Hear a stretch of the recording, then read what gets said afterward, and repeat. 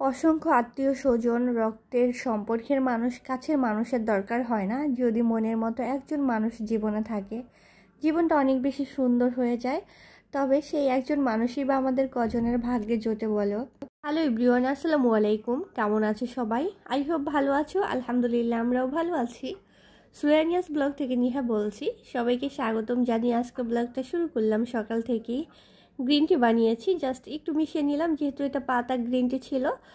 আর সকালবেলা গলাটা এত বেশি ব্যথা করছে, যদিও আমার অনেক বেশি সর্দি লেগেছে।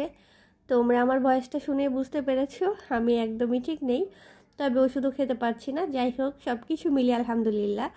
তবে একটা ব্যাপার হয় না, মন ভালো থাকলে শরীরের অসুস্থতা আসলেও শরীরেই থাকে, সেটার প্রভাব কিন্তু মনের মধ্যে পড়ে না। তো মনের জোরেই অনেক কিছু করা যায়, আমার ব্যাপারটাও তেমনই হচ্ছে। যাই হোক, সকালে হালকা পাতলা নাস্তাও করে নিয়েছি। গত কয়েকদিন ধরে খুব একটা ভিডিও বানাতে মন চায় না, কেন যেন অলসতা আমাকে ঘিরে ধরেছে। তারপর একটু সেলাই মেশিনে বসলাম, কারণ হচ্ছে সবসময় তার ভালো লাগে না বা সবসময় করতে ইচ্ছে করে না। এখন ভালো লাগছে, এখন কাজ করি। কয়েকটা সেলাই কাজ বাকি আছে, কয়েকটা ড্রেস কমপ্লিট করতে হবে, অনেক কাজ রয়েছে। আসলে কাজ তো আর বলে কই আসে না, তবে আমার হাতে কাজের উপরে কাজ থাকে। যদিও আমি এখন আর ওইভাবে সময় নিয়ে করছি না। আমার যে সকল আপু এবং ভাইয়ারা এই মুহূর্তে ভিডিওটা দেখা শুরু করেছো, লাইক দিতে ভুলে গিয়েছো, একটা লাইক দিয়ে দিও। প্রথমবার যদি কেউ আমার চ্যানেলটা ভিজিট করে থাকো, তবে অবশ্যই সাবস্ক্রাইব করে দিয়ে আমার পাশে থেকে যেতে পারো। তো এই তো জামাটা কিন্তু মোটামুটি আমার হয়ে গেছে। আসলে আমার খুব একটা সময় লাগে না, আমি খুবই দ্রুত করতে পারি।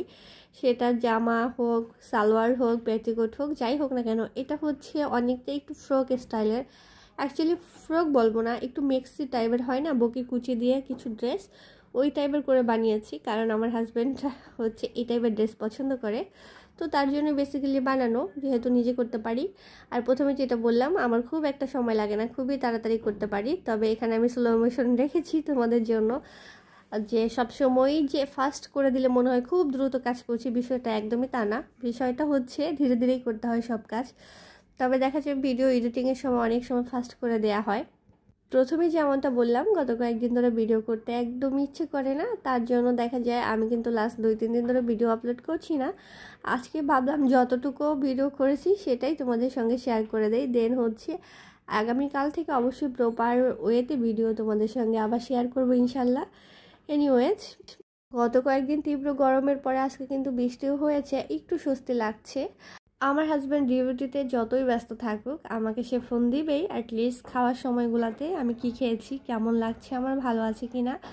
মাঝে মাঝে না আমি শুধু ভাবি আসলে ভাগ্য করে এরকম একটা স্বামী পেয়েছিলাম।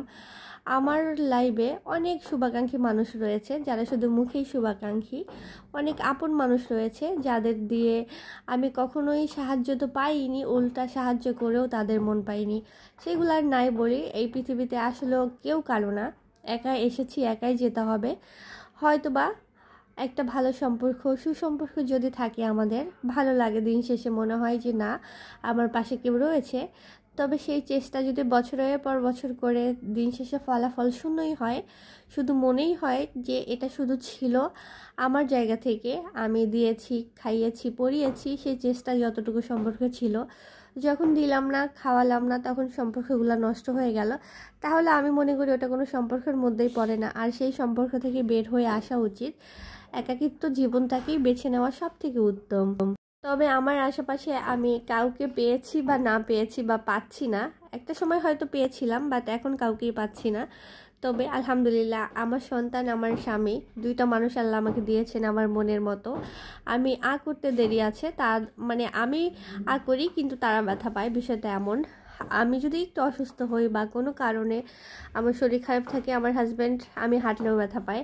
আর সেম আমার মেয়েটাও। এই যে ওর বাবা ওকে বলে গিয়েছে তুমি তোমার মাম্মিকে দেখে রাখবে, সে একটু পর পর আমাকে পিকাবু দিচ্ছে। আমি সেলাই কাজ করছি, ওকে বারবার বলছি বাবা তুমি খেলা করো, আমি এখন ঠিক আছি, কিন্তু না, সে আমার সামনে থেকে যাবেই না।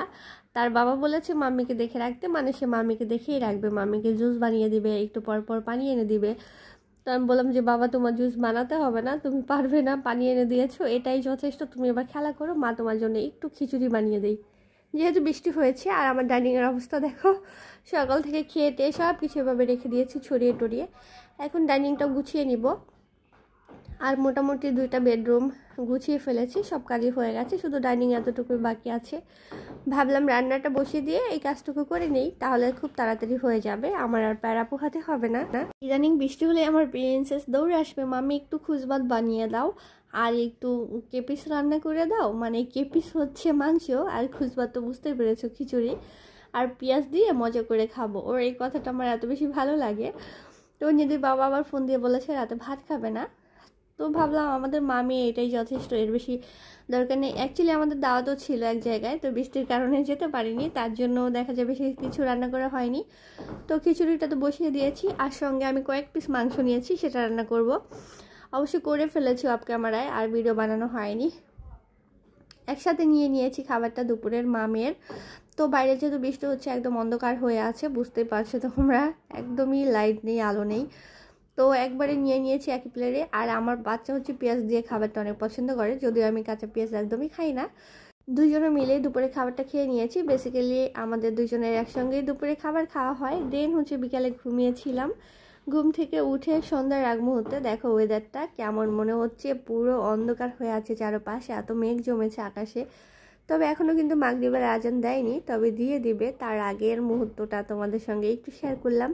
বেশ ভালো লাগছিল, অন্যরকম একটা ফিল পাচ্ছিলাম। এইরকম ভাবে আকাশটা মনে হয় অনেক দিন ধরে সাজে না, তাই একটু ক্যাপচার করে রেখেছিলাম।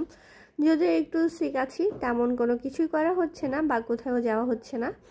তবে বেড়েছুন যেটা বললাম, তোমাদের সঙ্গে খুব সুন্দর সুন্দর ব্লগ শেয়ার করব। দেন সন্ধ্যাবেলা কি খাবো ভাবছিলাম, তারপরে মনে হলো একটু সেমাই খাই। আর এইভাবে সেমাইটা আমার ভীষণ পছন্দ। এখানে লাচ্ছা সেমাই নিয়েছি আমি, আর সঙ্গেই তো গুঁড়া দুধ 1 প্যাকেটে যতটুকু ছিল ততটুকু নিয়েছি, কারণ আমার সেমাইয়ের পরিমাণ খুবই কম। সঙ্গে হচ্ছে আমি 2 টেবিল চামচ চিনি নিয়েছি, আর হচ্ছে ঘি আমি আগেই একটু দিয়ে দিয়েছিলাম সেমাই দেওয়ার আগে, আর তারপর আবার আরেকটু ঘি দিয়ে দিলাম। এই সেমাইটা ঘি দিয়ে ভাজলে আমার বেশ ভালো লাগে খেতে, সঙ্গে একটু গরু দুধ হলে স্মেলটা ভীষণ ভালো আসে, আর চিনি। তো ম্যাক্সিমাম সময় দেখা যায় আমার লাচ্ছা সেমাই রান্না থেকে না ভাজাটা খেতেই বেশ ভালো লাগে। আমার বাচ্চাটা এখনও ঘুমাচ্ছে, ও ঘুম থেকে উঠেনি। ভাবলাম ও তো আর এটা পছন্দ করে না, তাহলে নিজের জন্যই করি, ও উঠুক তখন ওকে হচ্ছে জিজ্ঞেস করব তুমি কি খেতে চাও। ইদানিং যদি আমার প্রিন্সেসকে আমি জিজ্ঞেস করি যে মাম্মি তুমি কি খেতে চাও, তখন আমাকে বলবে তুমি যেটা দিবে না, তুমি সেটা দিবে, আমি যেটাই খাবো। তো ওর এই কথাটা আমার খুব হাসি লাগে। ওকে আমি সবসময় বলে দিই যে তুমি যেটা দিবে আমি সেটাই খাবো, এটা হবে, কিন্তু ও সবসময় উল্টাটাই বলে যে তুমি সেটা দিবে আমি যেটাই খাবো। তো যাই হোক, খুব মজা লাগে আসলে বাচ্চাদের কিছু কিছু কথা। তো সেমাইটা করে নিচ্ছি, আর সেলাই কাজও আছে, সেটাও কমপ্লিট করছিলাম, মোটামুটি করা হয়ে গেছে। ওড়নার 2 পাশে বর্ডারটা সেলাই করে নিয়েছি, না হয় দেখা যায় সুতি ওড়না তো খুব সুতা ওঠে। দেন আমার প্রিন্সেসের জন্য একটা ড্রেস করতে হবে, কারণ ইদানিং সে আমার সাথে ম্যাচিং ড্রেস পরতে তার ভীষণ ভালো লাগে। তো আমি যে ড্রেসটা সেলাই করেছি তোমরা দেখেছো, ওটা থেকে আমি কিন্তু 3/4 হাতে করতাম, বাট সেই কাপড়টা বাঁচিয়েছি, মোটামুটি যতটুকু পেরেছি কাপড় বাঁচিয়ে প্রিন্সেসের জন্য একটা ড্রেস মেক করেছি বলতে করতে পারবো আর কি, এখনও শুরু করেছি বাট শেষ হয়নি। তো শেষ হলে তোমাদের দেখিয়ে দিব, কারণ দেখা যায় রাতেরবেলা খুব একটা সেলাই কাজ করতে পারি না, যেহেতু শব্দ হয়, নিচতলায় শব্দ যায়। তো তার জন্য দেখা যায় আমি রাতেরবেলা 10টার পরে আর মেশিনে বসা হয় না, ওই সময়টাতে আমার অন্যান্য কাজ থাকি, কারণ 12টা-1টার আগে তো ঘুমানো হয় না। ইদানিং চেষ্টা করছি একটু তাড়াতাড়ি শোয়ার জন্য, আর ভালো ঘুমও হচ্ছে না। গত 3 দিন পরে একটু ঘুমিয়েছিলাম, ফ্রেশ একটা ঘুম দিয়েছি। দেন হচ্ছে গত রাতেও আবার সেম অবস্থা গিয়েছে, একদমই ঘুমাতে পারিনি, এপাশ ওপাশ করতে করতে রাত কাটিয়েছি। আর একটা সময় হয় কি শুয়ে থাকতে থাকতে পিঠ ব্যথা করে ঘুম না পেলে, এটা খুবই বাজে একটা অভ্যাস, কিন্তু আসলে কিছু করার নেই, কারণ ঘুমের উপরে তো আসলে জোর করা যায় না। তো এই তো রাতের বেলা নিধির বাবা কিন্তু পাশে বসে খাচ্ছে, দেখতে পাচ্ছ, রুটি আর হচ্ছে মাংস। আর প্রিন্সেস এখানে হচ্ছে ড্রাগন খাবে, তাই ওকে একটা ড্রাগন কেটে দিয়েছি, কিন্তু ও খাবে বলে এই পর্যন্ত শেষ, এর বেশি আর সে মানে খেতে পারে না। 1 পিস ড্রাগন তাকে খাইয়েছিলাম খুব জোর করে, আর তার এই যে পিসটা কামড়ের অবস্থা দেখো কতটুকু নেয়, এই হচ্ছে তার খাওয়ার ধরন। আমার জন্য এখানে এই তো ফল আছে, আমি রাতে কিন্তু ফলই খেয়েছি, যদিও রাতেরবেলা ফল খাওয়াটা উচিত না, বাট খেয়েছিলাম, ইচ্ছে করছিল তাই, মধ্যরাত বলতে পারি। দেন হচ্ছে নেহারি বানিয়েছিলাম।